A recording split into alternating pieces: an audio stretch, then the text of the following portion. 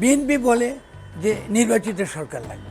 তো বিএনপিকে আমি বারবার বলেছি এই সরকার তো নির্বাচিত, আমাদের দরকার আছে ওটা, যাতে আমরা আওয়ামী লীগের যারা সত্যিকার অর্থে যারা নাগরিক, যারা দেশকে ভালোবাসেন আর তাদের ক্রিমিনাল, এদেরকে আমরা আলাদা করতে পারি। আপনি মামলা দিচ্ছেন, মামলাগুলো মিথ্যা, এই মানুষগুলো টিকবে না। যে কোনো আইনজীবী যারা বলেন এগুলো জাস্ট হয়রানির জন্য দিচ্ছেন। এতগুলো আপনি মন্ত্রণালয়, একই জনের কাছে বিভিন্ন মন্ত্রণালয়, এরা কি এতগুলো মন্ত্রণালয় চালাবার জন্য যোগ্য?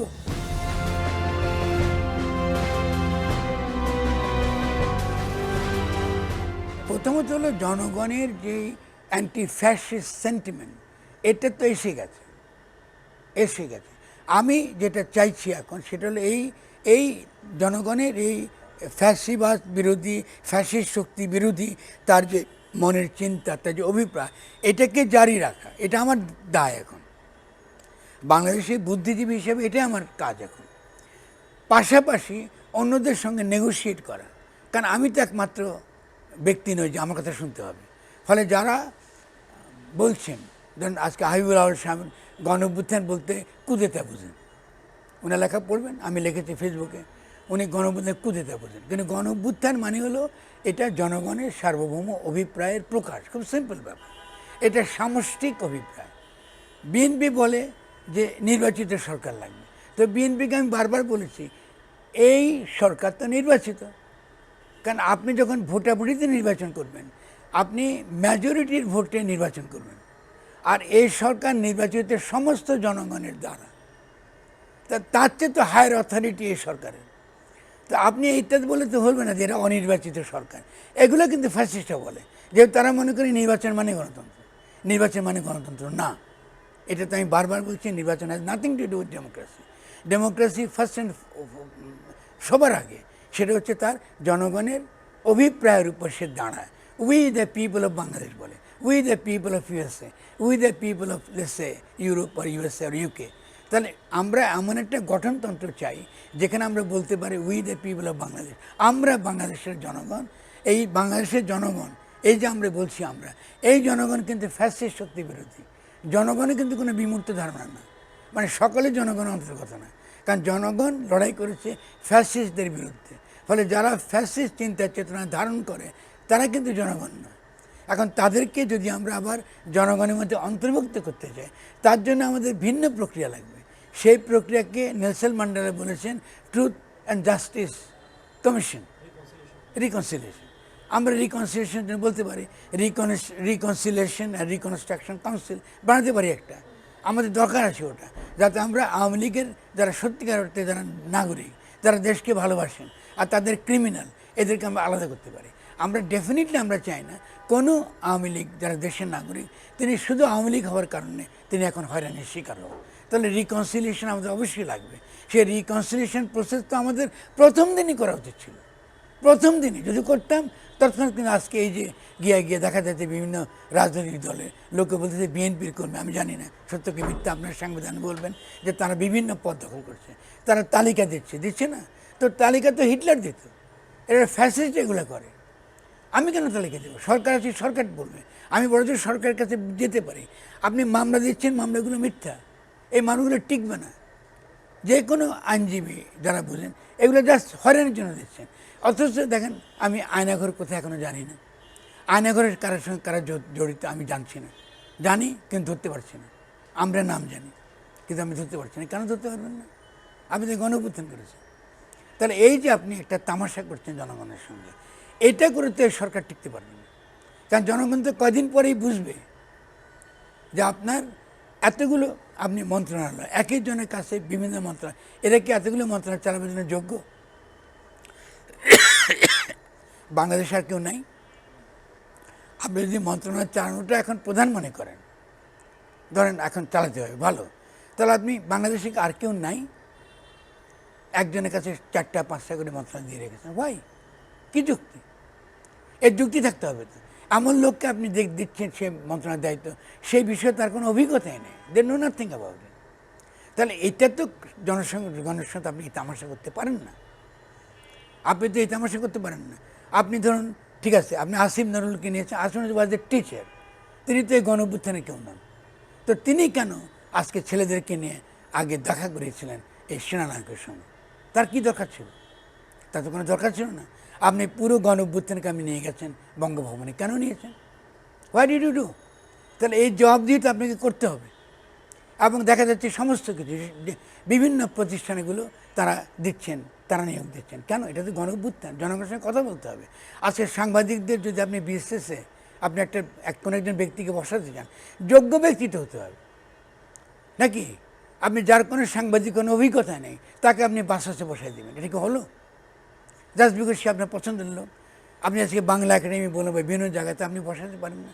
আপনি ঢাকা ইউনিভার্সিটিতে একজন ভিসিকে দিচ্ছেন, খুব ভালো কথা, তো তিনি একটা বিশেষ দলের হলেই তাকে বসা দিতে হবে। আমি বলছি না তো, আমি তার বিরোধিতা বলছি না, বাট এটা জবাবদিহি করতে হবে আপনাকে। আগে তো জবাবদিহিতা ছিল না, but you have to be transparent. How did you decide this? আপনি কিসের ভিত্তিতে তাকে সিদ্ধান্ত নিতে? ট্রান্সপারেন্ট হন। আরও 10 জনের কথা বলেন, যে আরও আমার 3 জন ছিল, তার মধ্যে আমরা তাদের সঙ্গে আলোচনা করেছি এবং তারা সকলে বলেছেন ইনি যোগ্য ব্যক্তি, ইনি ঠিক মতো হবেন। কার সঙ্গে আলোচনা করেছেন?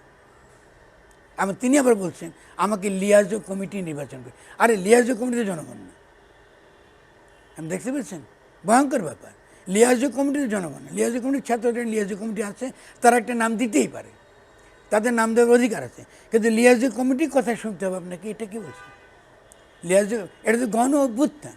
লিয়াজো কমিটির কন্ট্রিবিউশন এই গণ অভ্যুত্থানকে মোবিলাইজ করার ছাত্ররা সেই মুহূর্তে তারা এই কাজটা করেছে।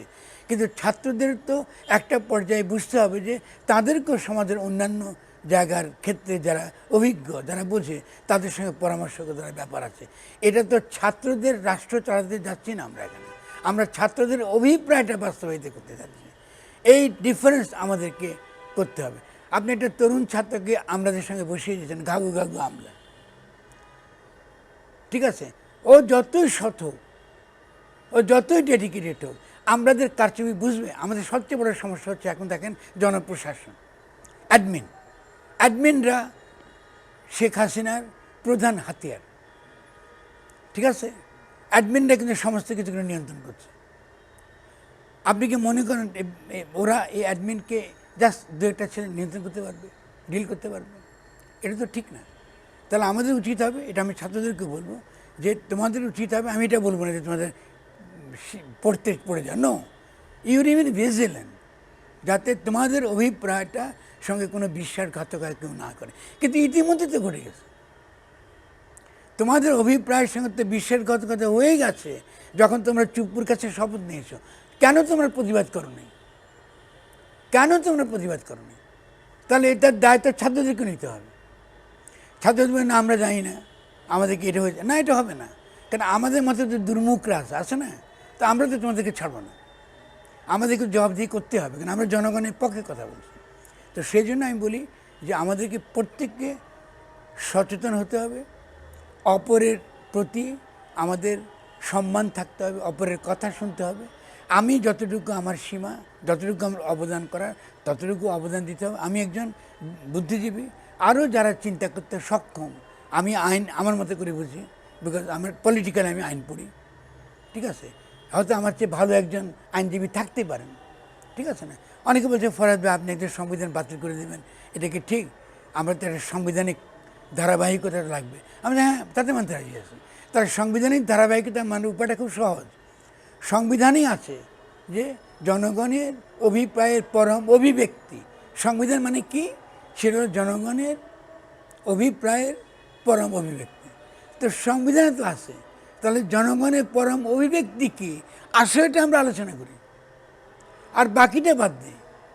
তাহলে তো অলরেডি আমরা একটা কী বলছি, আমরা একটা কন্টিনিউটি আমরা বলছি, অসুবিধা নাই কোনো। ফলে আমি তো নেগোসিয়েট করতে রাজি, আমার তো সমস্যা নেই যে আমি সব বলছি আমারটা ঠিক, এটা তো বলছি না। ফলে এতবার আমি পড়ার পরও আপনার সরকারের পক্ষ থেকে কেউ কিন্তু বলছে না যে আমাদের সামনে ভুল বলছেন। আমি কারো লেখা দেখি না, আপনারা দেখে থাকলে বলবেন আমাকে, আপনি মোর দেন হ্যাপি টু রেসপন্ড। কিন্তু সমাজে আমরা এই তর্কটাই করতে পারছি না। এটা কোনো কথা হলো এত বড় বিপ্লবের পরে? কেন ডক্টর ইউনূস, আমরা যারা আপত্তি করছি যে আমরা সিভিল সোসাইটির সঙ্গে কথা বলতে চাই, তিনি কেন আমাদের সঙ্গে কথা বলছেন না? আমি তাকে অভিযুক্ত করবো এখন। তিনি মার্কিন যুক্তরাষ্ট্রের তার সোশ্যাল বিজনেস তিনি অত্যন্ত জনপ্রিয়, আমরা পছন্দ করি, তাকে ভালোবাসি। তার যে 3টা যে তিনি নীতির কথা এখন বলছেন, আমরা মনে করি ভালো, we can live with it, আমরা তার 3-0 না হয় বাংলাদেশে ইমপ্লিমেন্ট করব, কিন্তু you have to listen to us. আপনি যেমন করে এটা ব্যাখ্যা করেন আমি তেমন করে ব্যাখ্যা করবো না, but you to listen to us. It is not social business. State is not something that through which you are just running to implement social business.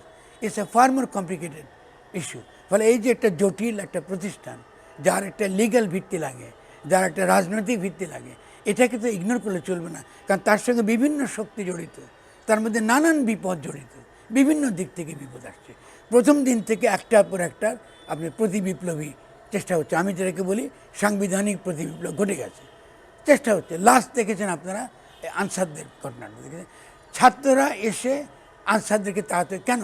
আপনি তো কদিন আগে তো ডিজিএফের একজন প্রধানকে নিয়োজিত করেছেন, তিনি কি করেছিলেন? তিনি এত দেরিতে কি জন্য এলেন? আপনাকে এনএসআই নাই, তিনি কেন আপনাকে তথ্য দিলেন না? তো আমরা তো এটা দেখে বুঝতে পারছি সামথিং ইজ সিরিয়াসলি রং। তাহলে ডক্টর ইউনূসকে আমি বলবো, আপনি অবিলম্বে আপনার সেনানায়কদের সঙ্গে নিয়ে সিভিল সোসাইটি, শুধু আমি না, সিভিল সোসাইটি যারা আপনাকে সহায়তা করছে, স্ট্রেংথেন করছে, সহায়তা করতে চায়, তাদের সঙ্গে আপনি অবিলম্বে কথা বলুন, কারণ সময় খুব দ্রুত বেগে চলে যাচ্ছে এবং এটার জন্য আমরা সকলে কিন্তু আগামী দিনে অনেক চরম মূল্য দিতে হবে।